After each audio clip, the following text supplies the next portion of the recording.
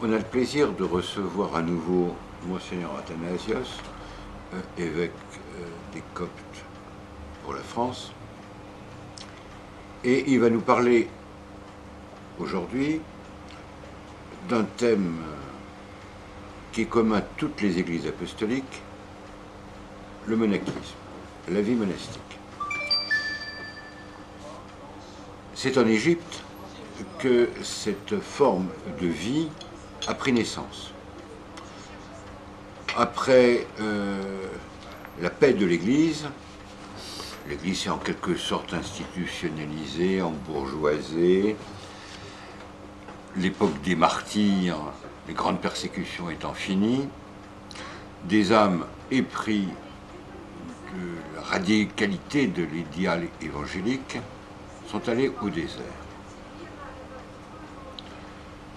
Et la vie que ces anachorètes ou ces moines vont vivre est très diverse. On trouvera aussi bien des stylites que des communautés cénobitiques.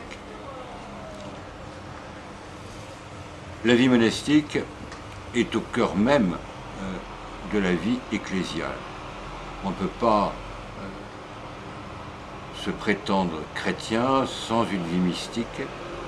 Et la profession monastique n'est rien d'autre qu'un second baptême, que la réactualisation des engagements du baptême. C'est pour cela que cette spiritualité est offerte à tout baptisé. Et qu'elle est encore aujourd'hui au cœur de toutes les églises orientales, catholiques ou non. Et c'est pour cela aussi, mais pour d'autres raisons, que l'on choisit pour l'épiscopat des prêtres qui ont professé, qui ont prononcé leur vœu monastique.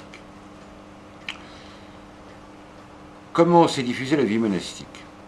Par un tout petit livre, La vie de saint Antoine, que saint Athanase, patriarche d'Alexandrie, à 2 reprises a connu l'exil au moment des querelles christologiques.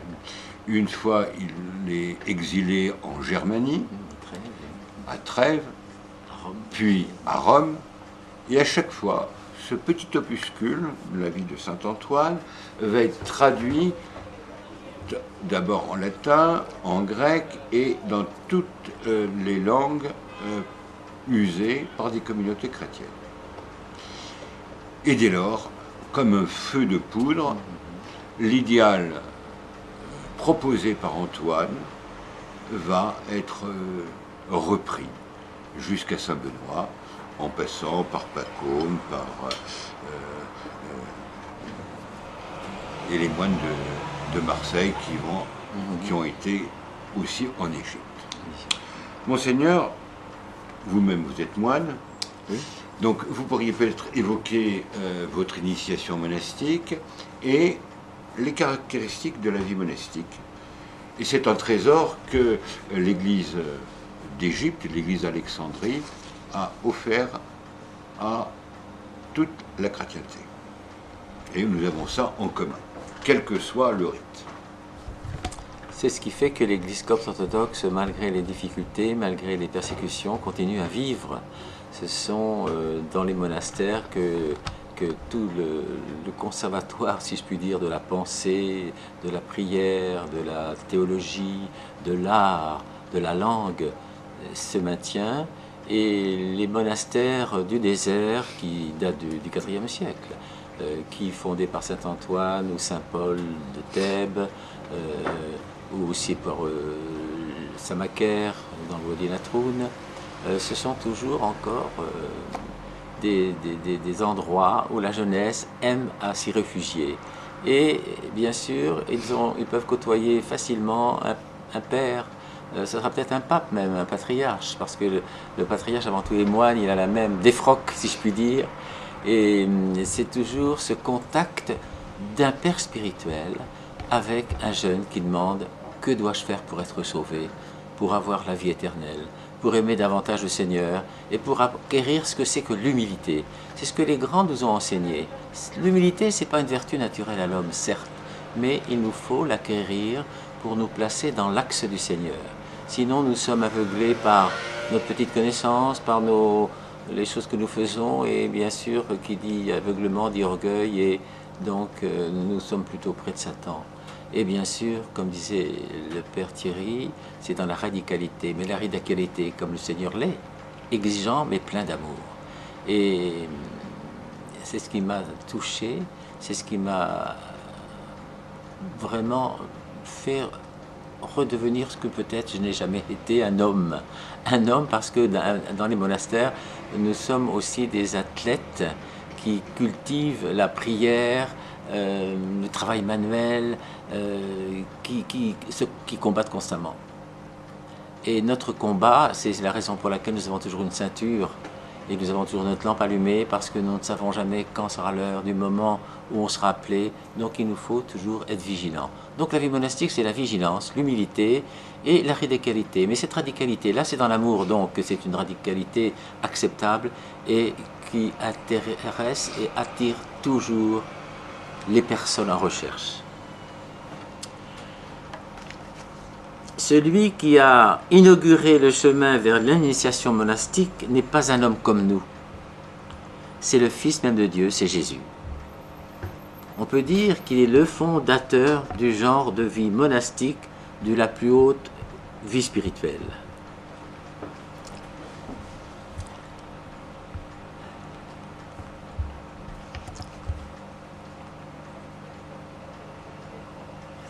Le sujet est vaste comme le désert.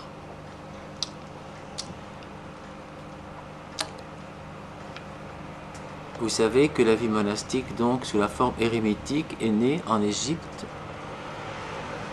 C'est Antoine, le premier, qui était très connu. Antoine, c'était une vie érémitique sans règles. C'était une ascèse un peu, j'allais dire, exhibitionniste, parce que c'est à qui prierait le plus, à qui ferait le plus grand sacrifice. C'était devenu vraiment une vie marginalisée à l'extrême. Et puis Saint Bacôme a donné une règle, donc on se situe toujours 3e, 4e siècle. Et il faut dire que les saints de cette époque-là vivaient 100 et 110 ans, alors qu'ils mangeaient peu et qu'ils faisaient prier. Donc je crois que ce sont peut-être des recettes qui pourraient être mises en pratique aujourd'hui, où on recherche un beau corps, mais un bel esprit et une belle âme. Tout ça, ça ne fait qu'un. Et ensuite, donc, Saint Bacôme a donné une règle qui a été reprise par Saint Benoît 2 siècles plus tard, si bien que la vie cénobitique aussi a lieu dans les monastères, notamment de Saint-Macaire, ce monastère très, très illustre, qui a eu un père abbé qui s'appelle Mata El Meskin, Matthieu le Pauvre, qui a écrit beaucoup et qui est connu dans toute la vie monastique du monde entier, et particulièrement dans l'Église catholique.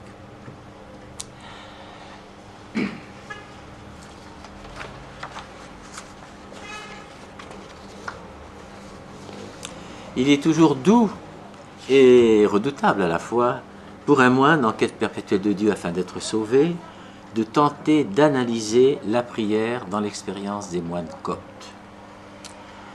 Alors je voudrais, si vous voulez bien, sans parler de moi-même, un petit retour dans le passé. L'évocation de mon entrée au monastère Saint-Bischoy du Wadi Natroum il y a quelques décennies. Alors je peux vous expliquer assez brièvement la scène des préparatifs du voyage qui s'est passé dans la cour du patriarcat du Caire, le patriarcat copte du Caire, à l'ombre de la majestueuse cathédrale Saint-Marc qui a été construite en 1968. Les personnages en place sont Sa Sainteté le pape Shinouda III, qui a été le patriarche, le 117e successeur de Saint-Marc, de 1971 jusqu'à il y a 3 ans maintenant, donc il a eu un long règne. Aujourd'hui, c'est le patriarche Tawadros II qui a pris la succession. Donc, je veux mettre en place, si vous voulez, cette scène. Donc, le patriarche est là. Il y a son chauffeur, bien sûr. Il y a un moine qui deviendra le métropolite en Bas-Marcos, qui a été rappelé au Seigneur, et moi-même. Alors la première phrase du patriarche, il dit à son chauffeur, « Surtout, n'oublie rien, à toi, nous devons être au monastère Saint-Bischoy à 21 h » Le ton amène de Sa Sainteté le pape à l'adresse du chauffeur plisse de joie le visage de celui-ci qui connaît son maître. Sa Sainteté le pape supervise lui-même le chargement des liturgies, des bibles, des images pieuses, des salades. des boîtes de chocolat dans le coffre de sa voiture et, dans un sourire, nous invite à prendre place. Nous nous engageons à grande vitesse sur la route cahoteuse qui mène à Gizeh. Sa Sainteté le Pape, qui a l'œil à tout, sans doute l'avez-vous déjà remarqué, il invite le chauffeur à la prudence, tout en surveillant le moindre chien fou ou groupe d'enfants rieurs susceptibles de passer sous nos roues. Les pyramides, sentinelles éternelles de lumière qui se détachent sur l'écran de la nuit déjà tombée, libératrices, nous ouvrent les portes du désert. La route du désert, parce qu'il n'y a pas de porte, puisque c'est immense. Au chaos et à la pollution succède le silence presque palpable, l'air enivrant du désert. La voiture ne roule pas, mais semble glisser sur le long ruban d'un no man's land absolu. Telles des flèches qui atteignent au plus profond de l'âme, les paroles de sa sainteté, le pape, font écho dans le silence du désert, qui nous définit l'essence même de l'attitude monastique, non pas abstraitement, mais d'une manière vécue, expérimentale, l'attitude contemplative qui est enracinement en Dieu. Et de même que saint Antoine le Grand, le père de tous les moines, se livrait alternativement au travail manuel et à la prière, sa sainteté le patriarche, donc il est avec son chauffeur devant, et en bas Marcos et moi-même, tout jeune apprenti, je ne suis même pas moine, je ne suis rien. Je suis né, mais je ne suis rien. Donc il nous prépare un plat qui s'appelle la tameya, c'est une galette de fèves parce qu'on jeûne très souvent, et du carcadé, c'est une infusion de fleurs d'hibiscus. Donc ça, ce sont les nourritures terrestres. Il prie, il nous bénit, il nous convainc, ce sont ses paroles, que les saintes écritures suffisent à notre enseignement. C'est court, mais c'est très important, c'est ça la vie monastique. L'évangile est assimilation vivante, avant d'être référence livresque. C'est en y modelant sa conduite que le moine se compromet pour le Christ. Une lumière à l'horizon nous indique le rest house, c'est le kilomètre 100 qui est équidistant entre le Caire et Alexandrie. Donc les monastères du Wadi Natroum sont à distance de 100 km du Caire et d'Alexandrie. La voiture bifurque, je me souviens, c'était à gauche, au village du Wadi Natroun, puis s'engage sur une piste bordée d'eucalyptus et de tamaris, au bout de laquelle émerge le clocher de l'enceinte du monastère Saint-Bichoy. Nous descendons de voiture à un jet de pierre, de la minuscule porte située au nord du monastère. Le chauffeur frappe dans ses mains comme s'il applaudissait, le loquet est tiré et aussitôt refermé. Et nous entendons l'exclamation du moine gardien, c'est le pape, c'est-à-dire le patriarche a le titre de pape aussi. Une minute d'attente qui semble vraiment une éternité. Bruit étouffé de pas et froissement de tissu, le cloche du paradis des moines sonne. La porte s'ouvre, laissant sortir du monastère une théorie de moines, qui l'un après l'autre se prosternent et baisent la main du patriarche, qui les bénit et leur distribue du chocolat. Cette nuit-là, en voyant les moines abîmés, confondus dans leur métanie, humble forme noire dans la clarté crépusculaire du désert, j'ai cru percevoir ce que signifie chercher son salut, être sauvé, c'est-à-dire plaire à Dieu. Dieu trouvant sa joie à l'œuvre de notre salut. Cette nuit-là, j'ai compris que le salut commence par la distanciation envers soi-même et s'accomplit dans la prière, l'appel au Christ, l'invocation du non-sauveur, l'effort continu de présence à Dieu dans la cellule du moine, puis hors de la cellule dans le monde. Parce que le moine peut être appelé dans le monde, mais il lui faut cette vie de prière dans sa cellule. Et c'est cette nuit-là que j'ai entré au monastère. Alors la prière, c'est le don du Saint-Esprit. Pour entrer dans la vie monastique, il suffit seulement d'aimer Dieu, d'obéir à son supérieur et de vouloir faire son salut. C'est à peu près ce que disait toujours Matthieu le pauvre, Matal Meskin, le grand père abbé du monastère Saint-Macaire du Wadi Natroun. Et au cours d'un colloque au monastère Saint-Bichoy, qui regroupait 14 églises orthodoxes byzantines et orientales, ainsi que plusieurs observateurs d'autres églises, il fut demandé à un moine à quels critères d'admission obéissait l'entrée de quelqu'un dans la vie monastique. Voici sa réponse. Dans la vie profane, j'étais ingénieur. Un jour, j'ai senti l'appel de Dieu. J'ai tout laissé, travail, famille, maison, et je suis entré au monastère. Puis il s'est levé, prêt à retourner dans sa cellule. Le président du colloque, qui voulait en savoir plus, l'ayant retenu, le moine, alors la tête baissée, en souriant, a ajouté « C'est très simple, il suffit de savoir prier. » Et c'est vraiment prier celui dont la prière est exaucée parce qu'elle est agréable à Dieu. La chose essentielle est que le chrétien doit demander dans la prière avec la certitude d'être exaucé, c'est le Saint-Esprit. On peut lire ça dans Saint Luc, chapitre 11, verset 13. Esprit qui permet de discerner quelle est la volonté de Dieu sur soi et sur les autres, et de la distinguer des appétits individualistes et de la propre volonté. Pour être admis parmi les moines, le postulant doit avoir vécu au moins une rencontre avec Dieu. Et le rôle du père spirituel se réduit à aider les novices à découvrir sa place devant la face de Dieu, de trouver sa voie spirituelle, d'attacher le moine au Seigneur. Et soucieux de l'attachement exclusif du frère à Dieu, le père spirituel n'admet pas d'attachement personnel, d'attachement à sa propre personne. Il doit sans cesse vivre dans l'esprit et se renouveler dans l'esprit. Ce n'est pas le père spirituel qui introduit son fils dans l'intimité de Dieu, mais seul l'esprit. Alors l'attitude de prière, si vous voulez, on peut en parler un peu. Abba Macaire, vous savez, il y avait 3 Abba Macaire, mais celui-là, c'était celui qui a vécu longtemps au Wadi Latroub. Il enseignait, il n'est pas nécessaire de beaucoup de parler dans la prière, mais étendons les mains et disons « Seigneur, aie pitié de moi, comme tu veux et comme tu le sais. » Quand ton âme est en difficulté, dis « À toi de me secourir, et Dieu fait miséricorde, car il sait ce qui nous convient. » Ça, c'est un petit peu la prière du cœur, la prière de Jésus. Vous savez, cette invocation du nom de Jésus.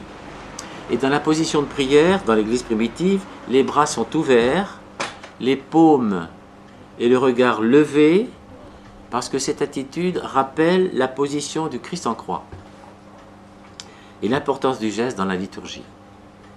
À chaque prostration, nous dit un nouveau Père du désert, il est bon de baiser la croix au prix de laquelle nous avons été sauvés. On peut dire donc que la prière commence au nom du Père et du Fils et du Saint-Esprit, car c'est lui le Dieu unique qui doit être adoré. Vient ensuite la doxologie, la glorification de la Sainte Trinité. Alors je vais vous parler un peu de la prière du cœur, si vous voulez bien. Je parle un peu en général de la vie monastique, mais c'est telle qu'elle est pratiquée dans la vie copte orthodoxe, parce que l'Église byzantine a mis tout ça en... Elle a parlé beaucoup d'hésychasme, elle a fait beaucoup de théologie très intéressante, mais nous sommes simples, et cette prière du cœur, nous l'avions depuis toujours sans le savoir. Quand vous posez la question à un moine copte, la prière du cœur, il ne saura pas vous répondre. Alors selon Christian Canuyé, c'est un professeur de langue copte à l'Université catholique de Lille. Il dit que ce sont dans les milieux monastiques coptes qu'est attestée le plus anciennement la pratique de la prière du cœur ou la prière de Jésus. Et Saint Macaire explique bien que dans ce monde de prière, le lieu par excellence de la grâce contemplative, c'est le cœur. Alors je vais faire une citation d'une patrologie grecque, c'est une homélie 15, patrologie grecque 34, 589 AB. Voilà, je cite. Le cœur, en effet, est le maître et le roi de tout l'organisme corporel, et lorsque la grâce s'empare des pâturages du cœur, elle règne sur tous les membres et toutes les pensées, car là où est l'intelligence, là se trouvent les pensées de l'âme, et c'est là qu'elle attend le bien. Voilà pourquoi la grâce pénètre dans tous les membres du corps. Vous voyez, on prie avec son corps. On ne prie pas seulement... il y a toute une gestuelle qu'on a conservée. On n'a pas besoin d'aller pratiquer chez les bouddhistes ou ailleurs. On a gardé cette gestuelle-là. Et Evagre le Pontique, qui est mort en 399, qui était disciple de Saint Macaire, lui, il a tenté d'intégrer cette démarche de prière dans un système métaphysique dont elle ne se départirait plus. Et au 5e siècle, Diadoque de Photicée contribua rapidement à faire connaître et apprécier la prière du cœur dans tout l'Orient byzantin. Et Saint Jean Climac, donc c'est beaucoup plus tard, qui était l'igomène du monastère Sainte-Catherine du Mont-Sinaï, fut le champion donc de l'hésychasme. L'hésychia, c'est la quiétude divine, c'est la sainte impassibilité, c'est la prière continuelle, rythmée sur les battements du cœur, sur la respiration. Le moine hésychiaste peut dire « Mon cœur est affermi », ça c'est le psaume 57, c'est le verset 8, « Je dors, mais mon cœur veille », Cantique, chapitre 5, verset 2. Il n'y a d'autre préoccupation ni méditation que le cri « Seigneur Jésus-Christ, Fils de Dieu, aie pitié de moi ». C'est-à-dire que le cœur est le siège de la pensée et l'endroit le plus favorable à la communion mystique. Je voudrais citer aussi la règle de Nil, N-I-L, qui dit que l'hésychie, c'est de rechercher le Seigneur dans son cœur, c'est-à-dire de garder son cœur dans la prière et de se retrouver constamment à l'intérieur de ce dernier. Ça, c'est la prière du cœur. On peut voir la prière des heures, mais c'est l'horologion. Ce sont les 7 prières du cœur, les 7 prières que tout moine pratique aussi bien en Occident. Hein. C'est prime, tierce, sexe, nonne, la 11e heure, la 12e heure.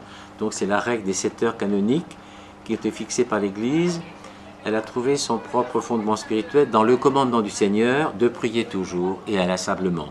C'est Luc qui nous dit ça au chapitre 18, verset 1. Alors voir son péché, ça c'est le problème. Ça, je voudrais vous lire ce texte qui n'est pas de moi, donc qui est très bien. On peut dire que l'authentique homme de prière non seulement porte dans son cœur ses frères et les présente à Dieu, mais encore il porte Dieu à ses frères et à tous les hommes, avant tout aux pécheurs. Pécheur qui a obtenu de Dieu le don de voir ses propres péchés. L'homme de prière sait voir dans l'autre donc l'image de Dieu, que chacun porte en soi, et c'est la faire émerger, cette image-là, au-dessus du péché qui la souille. Prier, c'est invoquer l'Esprit, Esprit qui nous convainc du péché et Esprit consolateur. C'est très important. Vous savez, quand on arrive dans un monastère, on apprend, au fond, c'est une espèce de thérapeutique. On projette toutes nos transgressions, toutes nos erreurs, toutes nos failles, toutes nos faiblesses, tous nos péchés sur un écran. C'est un peu comme peut-être la caverne de Platon. Et là, on essaie de voir ce qui ne va pas en nous et on essaie, avec ce qui nous a toujours été la tentation suprême, si vous voulez, qu'est-ce qu'il ne faut ne plus faire. Donc il est permis d'espérer qu'aujourd'hui, comme demain, on trouvera toujours ces disciples qui crieront « Abba, Père ». Parce que comme les anciens dans leur vie de prière, c'est nous Père du désert, mais on n'est pas contraint de vivre constamment dans le désert, on peut vivre aussi dans les villes, dans les campagnes. Les pères du désert d'aujourd'hui disent « Pourquoi donc certains ont des révélations et voient les anges ? Bienheureux plutôt celui qui voit son péché. » Et ça, c'est toujours la règle de Nil.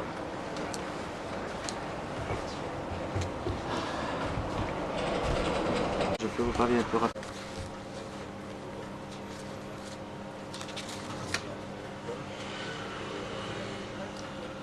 Alors, la vie monastique aujourd'hui, si vous voulez bien, on a parlé de la vie monastique des origines. À propos de l'identité de la vie monastique, la vie du moine, tout comme la vie chrétienne, reste un mystère. C'est-à-dire, elle est un mode d'existence dans la communion de foi et d'amour de Dieu. Et la présence d'un moine dans le monde ne peut être que paradoxale. Il est un pèlerin qui n'appartient pas à ce monde, mais qui néanmoins s'y trouve. Et aujourd'hui, comme hier, dans les églises orthodoxes, la vie et le témoignage des communautés monastiques ont forgé le culte la théologie, la spiritualité, l'art, le ministère pastoral et missionnaire des églises tout au long du siècle. Et chaque période de renouveau de la vie spirituelle dans nos églises a été aussi marquée par un renouveau correspondant de la vie des communautés monastiques. Aujourd'hui, encore, le renouveau de la vie spirituelle passe par ce renouveau monastique. La communauté monastique est avant tout un signe, un paradigme, une anticipation du royaume. Ceci est particulièrement vrai lorsqu'au cours de leur histoire, les églises sont facilement tentées de se compromettre avec le monde pour s'assurer une position de sécurité. Et c'est très important parce que dans la vie chrétienne toujours, c'était une vie de marginalité. Nous avons toujours été, nous n'avons jamais eu droit de citer, si vous voulez. Ce que j'aime dans la vie copte, c'est que nous n'avons jamais eu droit de citer, c'est-à-dire qu'il n'y a jamais eu le pouvoir de l'État avec l'Église, ce qui nous a donné une grande liberté. Et lorsqu'il y a eu la liberté des cultes avec l'édit de Milan, il y a eu des quantités de jeunes gens, de jeunes femmes qui s'en allaient réinventer la vie chrétienne, la vie monastique au plan de l'ascèse, en allant dans les monastères, et au plan de la connaissance en suivant le cours de la didascalie, c'est-à-dire l'école théologique d'Alexandrie. Alors c'est très important parce qu'il y avait ces deux phénomènes-là en même temps. Et c'est resté encore très vivant aujourd'hui où encore beaucoup de jeunes gens, des femmes aussi, il y a beaucoup de monastères, mais il n'y a pas de couvent de femmes dans les déserts, ils sont dans les villes. Il y a toujours ce désir d'essayer de vivre une vie en adéquation avec l'évangile, essayer non seulement de lire l'évangile, mais de le vivre, de le ruminer et de devenir l'évangile vivant.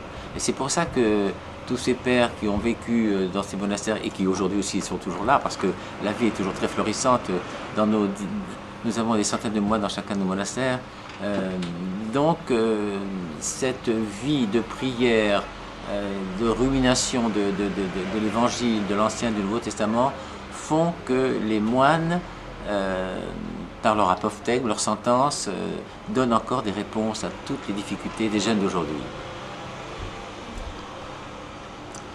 Il ne fait pas de doute que la discipline de la prière, allant de la liturgie eucharistique à la prière perpétuelle, donc on a vu l'invocation du don de Jésus tout à l'heure, en passant par l'office des heures canoniales, peut aussi être pratiquée par un laïc, mais en règle générale, la vie monastique se prête mieux à la pratique de cette discipline.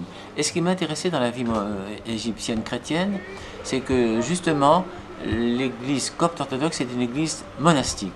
Et même les gens qui ne sont pas moines, les gens mariés qui travaillent, voudraient essayer de pouvoir pratiquer cette prière du jour.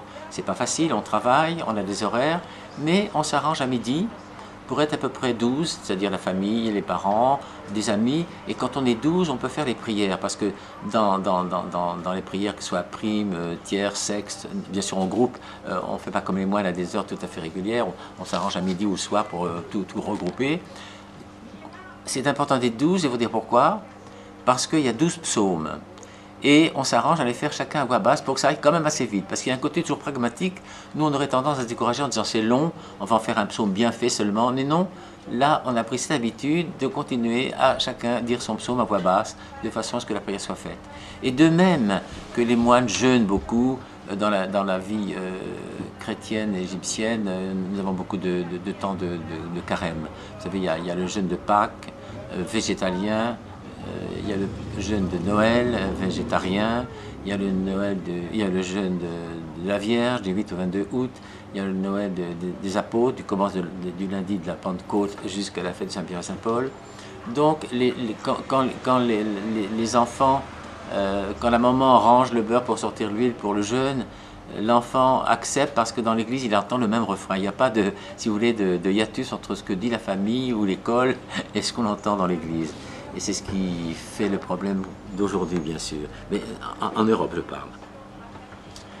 Donc, le phénomène monastique prend dans l'église la relève du témoignage des martyrs des premiers siècles, et j'allais dire de tous les jours. Hein. parce que je ne dois pas revenir sur l'actualité, mais il faut en revenir quand même. Vous savez qu'il y a eu 21 jeunes garçons, enfin oui, 21 jeunes coptes qui ont été décapités par Daesh en Libye. Et il suffisait d'un mot pour être sauvés, pour être graciés. Ils n'ont pas voulu apostasier. Jusqu'à la fin, ils ont appelé le Seigneur à l'aide, et leur bourreau, qui ne comprenait rien, dit ces mécréants invoquent un Yeshua. Qu'est-ce que c'est que ce Yeshua? Parce que eux, Jésus, il nous donne un autre nom, c'est Al-Nazirine. Donc ces jeunes qui avaient peur déjà quand ils étaient à l'église de perdre leur salut, ils ont su absolument choisir le martyre, la confession de la foi, le témoignage. Et la mère de deux garçons qui ont été tués en même temps, un garçon de 25 et de 23 ans, vous savez ce qu'elle a dit, la mère? Elle a dit: je prie pour recevoir les bourreaux de mes fils, parce qu'ils leur ont permis d'ouvrir la porte du royaume. Et ça, c'est une chose, c'était pas une théologienne, c'est une femme tout à fait sans instruction. Donc, cette vie monastique, ça exerce aussi un ministère prophétique, parce qu'elle nous indique la voie évangélique du royaume. C'est la fidélité extrême du martyr, donc des moines aujourd'hui comme hier, qui fait que les portes de l'enfer ne prévalent pas sur l'Église. Dans sa fonction de direction spirituelle, le moine doit aider les fidèles à prendre leurs responsabilités dans la société en toute liberté et avec discernement. J'aurais beaucoup à dire encore, mais je ne sais pas quel est le temps qui m'est imparti. Et si vous voulez que je conclue, j'ai beaucoup de choses à dire de cette vie. Et je peux dire que l'Église copte, comme je disais tout à l'heure, qui n'a jamais eu droit de cité, donc elle n'a jamais eu, et qui a toujours été persécutée, autant des empereurs romains païens, ensuite les Perses, ensuite l'islam, bon an, mal an. En ce moment, c'est tout à fait mal an. Cette Église a vécu en vase clos dans les monastères, et c'est ce qui a sauvé tout de même. Parce que là où il y a une vie monastique, il y a toujours la possibilité qu'un moine devienne le prochain patriarche, et la succession peut être assurée. Alors, si vous voulez une conclusion, ça ne sera pas la mienne, mais je voudrais citer, c'est un métropolite qui s'appelle Emilianos Timiadis, qui est auteur du monachisme orthodoxe Hier et Demain, et dans ses pages 249 et 250, il dit une chose: le silence est devenu aujourd'hui le trésor espéré, il est nécessaire pour notre santé psychique et physique, et pour notre progrès intellectuel et spirituel, c'est certain. Dans notre monde de bruit, de vibrations, de foule, de pollution multiforme, le silence et la solitude sont les conditions indispensables à notre équilibre. Ils sont devenus quasi introuvables dans notre monde surpeuplé et urbanisé. Le besoin profond d'une santé spirituelle, j'allais dire d'une transcendance, même c'est ce qui nous manque un peu en France en ce moment, le sens communautaire et l'insatisfaction de la science toujours plus sèche forment la nouvelle impulsion religieuse. Je crois que d'un mal, il peut sortir un bien. Ce sont des commentaires, pardonnez-moi, métropolite, je fais des commentaires. Ce renouveau spirituel soulignera les limites de la fausse croissance économique, de la désacralisation de la nature, de l'inadmissible torture d'êtres humains, c'est plus tendance que jamais, et de la sensualité sans borne des hommes. Peut-être est-ce le devoir du monachisme, de nouveau, comme au temps des hérésies et des dégradations, de prendre la tête de la création du monde nouveau basé sur ces valeurs spirituelles, ces valeurs éternelles, ces valeurs du christianisme.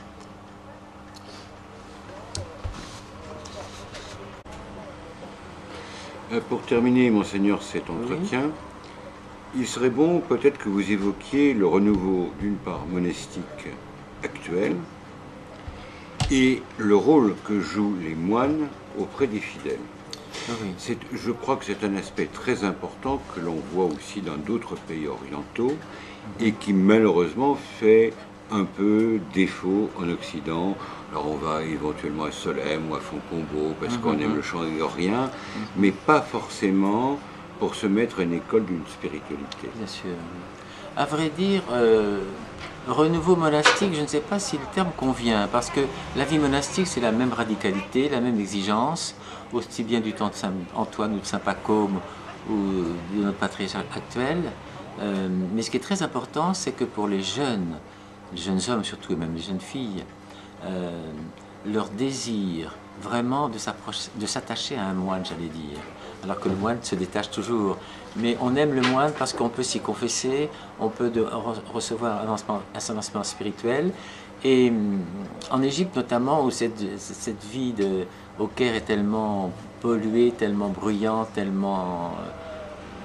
vous ne pouvez pas imaginer cette ville, que d'aller dans les monastères, c'est aller vraiment aussi au paradis des moines. Parce que c'est le sable, c'est le désert, c'est la beauté, c'est la prière, c'est le chant, c'est la douceur, et tout le monde est traité sur le même pied. Que vous soyez ministre ou femme de ménage, que vous soyez jeune homme ou âgé, vous avez des visages, des lumières qui dansent. Et les jeunes gens sont toujours touchés pour ça, ils ont toujours cette nostalgie-là. Et donc la vie monastique aujourd'hui, elle est très vivante, plus que jamais. Et ce qui attirait autrefois plutôt les gens simples, voire analphabètes, c'est un peu l'inverse aujourd'hui. Ce sont beaucoup de jeunes gens qui ont fait des études. En Égypte, on aime bien être médecin ou ingénieur, ou voilà. Et il arrive un moment où ces jeunes gens veulent mener une vie, c'est-à-dire ils veulent mener une vie, j'allais dire, d'athlète. C'est-à-dire, vous savez, depuis Clément d'Alexandrie d'origine, la vie spirituelle porte le don d'ascèse. Et au fond, le don d'ascèse signifie application, entraînement, exercice. On peut dire qu'un ascète, c'est un chrétien attentif aux appels de l'Évangile. Et la littérature pour nos jeunes gens, évidemment, ils n'acceptent pas l'islam puisqu'ils sont chrétiens. Eh bien, c'est évidemment les pères du désert, les pères de l'Église, l'Ancien, le Nouveau Testament. L'art, ce sont les icônes. La musique, c'est la musique liturgique. Il n'y a que ça qui les intéresse, j'allais dire. Et souvent, même quand des jeunes gens, des étudiants en médecine, c'est à l'école Saint-Luc ou ceci, cela, nous rencontrent, ils demandent toujours un mot spirituel. Ils n'en ont jamais assez. Et je vois souvent qu'après des liturgies très longues, quand on demande au Père Abbé une prière, le Père Abbé dit, écoutez, j'ai prié beaucoup maintenant, j'attends votre prière. Donc c'est une vie de proximité, une vie du Père et du Fils, et une vie très joyeuse. Vous voyez, quand on se rencontre, on se salue toujours, on fait cette salutation et on ne se quitte jamais, donc on essaie de ne pas se saluer, on s'éclipse pour ne pas se dire au revoir. Et bien sûr, la vie spirituelle pour ces jeunes gens qui ont travaillé, qui sont dans les études, qui sont universitaires, elle opère une rupture. Ce n'est plus la même vie. À laquelle on ajoute des offices, des prières, des lectures, des attitudes pieuses. Elle est essentiellement une rupture, un combat. C'est pour ça qu'on parle des athlètes du désert. Une violence qui prend d'assaut les cieux et s'empare du royaume. On en a déjà parlé un petit peu. Et c'est un petit peu les paroles de Saint Paul dans 2 Corinthiens, chapitre 5, verset 17, lorsqu'il nous dit « Voici, toutes choses sont nouvelles ». Et c'est à cela qu'aspirent les jeunes dans une vie difficile, sans espoir presque, parce qu'on n'a pas d'argent, on ne peut pas se marier, on ne peut pas trouver d'appartement. Et d'aller dans les monastères, c'est vraiment une grande joie. Alors, nos monastères sont fermés, bien sûr, pendant les moments de jeûne, pendant la semaine sainte, mais ils sont aussi très souvent ouverts, parce que notre patriarche, chez Louis III en tout cas, trouvait que c'était excellent que des jeunes gens puissent avoir des contacts avec des évêques, des moines, pour des conseils sur tous les plans. Donc ce sont des pères spirituels, certes, et les jeunes cherchent une thérapie de l'âme finalement, une confession permanente, non pas une direction de conscience ou un espèce de châtiment, mais plutôt un remède pour l'immortalité. Donc c'est pour ça que le sacrement de réconciliation est très important et ça rend très heureux, très joyeux. Alors tout ça pour vous dire que la vie monastique, je trouve que des origines à nos jours, bien sûr, mais on n'a plus de scriptorium, on a beaucoup d'internet, on a beaucoup trop de portables, on a toutes sortes. Je me souviens que même une année, lorsque la princesse Diana était morte et lorsque une coupe de football, la France avait gagné, les moines parlaient beaucoup de ce sujet-là, vous voyez. Donc c'est pour vous dire que les moines sont les hommes qui aussi s'intéressent à tout ce qui se passe dans le monde, même ce qui est le moins intéressant, parce qu'ils se retirent du monde, non pas pour éviter le monde, mais pour prier pour le monde. Donc ils sont attentifs au monde.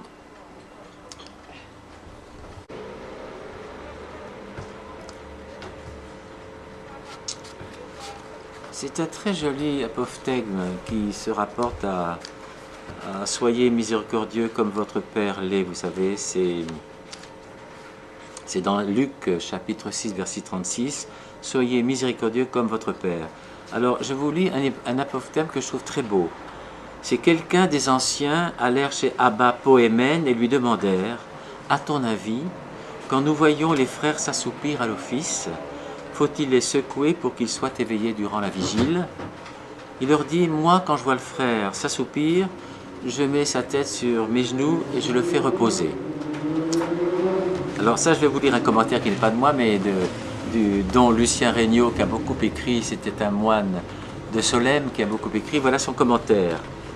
Voilà un geste qui mériterait d'être mis en image pour corriger les idées communément reçues sur les pères du désert, des hommes insensibles et indifférents, perdus en Dieu, durs à eux-mêmes et aux autres, exigeants et rigoureux.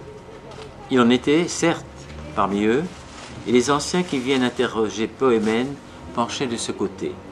Pensez donc, l'office divin, cette fonction sainte dont les moines doivent s'acquitter avec le plus grand soin, est-il possible qu'on laisse un frère s'y assoupir? On imagine facilement le ébahissement devant les réponses de Poémène. Il a fallu certainement toute la vénération qu'il lui portait pour la leur faire accepter. Il n'y a pas seulement les exigences de la règle, du devoir, il y a aussi d'abord et par-dessus tout le commandement de l'amour. Aimez-vous les uns les autres comme je vous ai aimé, dit Jésus. Josie n'aurait-il pas répondu comme Poémène à la question des anciens? Lors de la première célébration d'Eucharistie, le disciple bien-aimé n'avait-il pas la tête sur la poitrine de son maître? L'évangile était au désert mieux compris et mieux vécu que partout ailleurs. Ça, je trouve, c'est très révélateur parce que bien sûr, il y a des hommes qui ont été peut-être un peu durcis par la règle et qui n'ont pas su exprimer l'amour, mais il y a de très belles choses. Et ça, les pères du désert, aujourd'hui, chaque jour aussi, quand vous ruminez l'Ancien et le Nouveau Testament, quand il y en a qui finissent par savoir par cœur l'Ancien et le Nouveau Testament, il y a l'inspiration, il y a des rêves, et il y a toujours cet enseignement, un enseignement très direct que les gens aiment, enfin les jeunes gens aiment à recevoir. Et pour eux, ça évite les psys, la philosophie, des théologies nouvelles, des problèmes de société nouveaux. Ils sont immergés là-dedans. Et je crois que ça fait la pérennité de la vie monastique, qui est un combat pour l'amour, et pour l'amour de Dieu, certes, et l'amour des hommes. On ne se retire pas parce qu'on n'aime pas les hommes, mais justement parce qu'on veut les porter dans la prière.